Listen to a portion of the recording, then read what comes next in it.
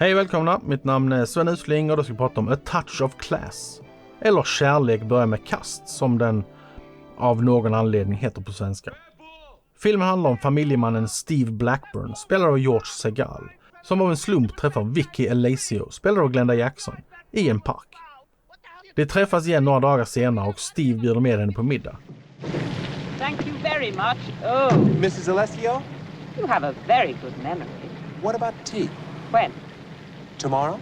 Fine. The Churchill. The Churchill. Oh, great. See you then. What time? 4. You sure it won't break up your day? Don't cross-examine me in the rain. I'll be there, wet, but I'll be there.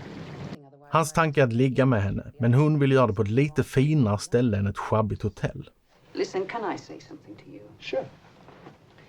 Well, in the past 2 days, you have picked me up in the rain, given me tea, bought me lunch, lured me to this hideaway with the intention, I presume, of getting me into bed for what you Americans so charmingly call a quickie. Is that a fair resume so far?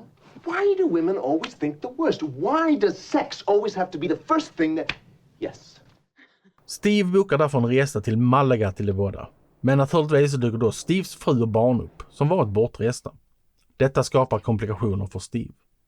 Why do you have to leave tonight, on the very day Mummy and Daddy arrive for a visit? Because, my darling, when the SS Saragossa rammed into the SS Antonio, ripping out its double-headed corkscrew turbine rotor shaft, they didn't know about Mummy and Daddy's visit, or I'm sure they would have avoided each other. You could send Braithwaite down there. That's all I need now. Why don't you both go down?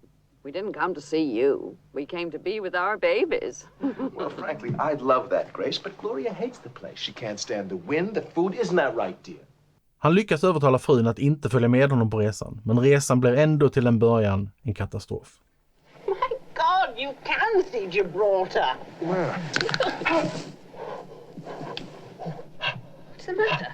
Spasm. What? I'm in spasm. What do you mean? I think you're in spasm and you're not in spasm and I'm in spasm. Oh, boy. What do I do? Oh, I don't know. I think you better call the doctor. Jag ogillar ganska rejält både Steves och Vickys inställning till varandras relationer och deras lätta och lediga inställning till otrohet. Det framställs båda som genomgoda människor, och det kanske är min oerfarenhet inom ämnet som gör mig lite ovänligt inställd till de båda.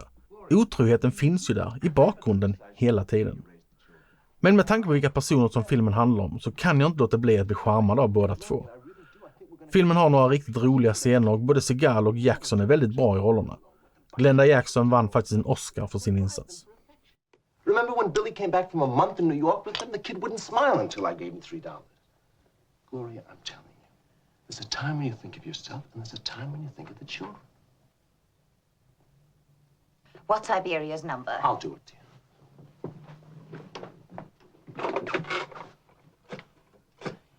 I suppose there is only one practical solution.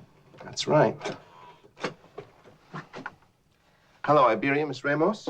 We'll take the kids with us. This is Mr. Blackburn, Miss Ramos, and we'll take the kids with us. När deras kärlek utvecklas under Spanienresan så blir man berörd av dem, och trots sveket som man utsatt sin familj för så hoppas man att de ska hitta ett sätt att kunna fortsätta vara tillsammans, även efter att resan tar slut och de kommer hem. Filmen har många roliga detaljer och scener, men till slut kommer jag på mig själv med att tappa lite av intresset för deras story.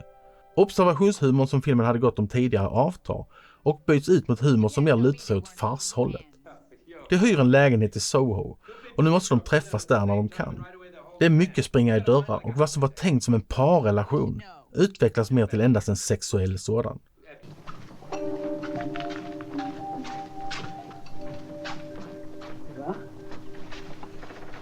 You're not leaving. After, we're taking the kids to lunch at Kew Gardens. Didn't I tell you? No. Oh, Christ, I thought I mentioned it. I'm sorry. It's all right. You didn't go to any trouble, did you? No, it's all right. You sure? Truly, do you have time for coffee? I don't even have time to take a shower. Oh, dear. What are you going to do? You're going to take your kids to lunch, something like that? It's something like that, yes. Really, it's all right. Don't worry. You sure? Truly. Why do you look worried? Well, I'm only worried you'll be late. Have a nice day. And you. Här blir jag åter påmind om att han bara är en otrogen idiot som säger sig älska 2 kvinnor, men faktiskt endast verkar skita ifall han sårar dem. Som helhet är det en stundtals väldigt rolig romantisk komedi, men som också ibland ger en lite besk smak i munnen av otroheten som hela tiden ligger över filmen som en blöt filt. Betyget blir en 3.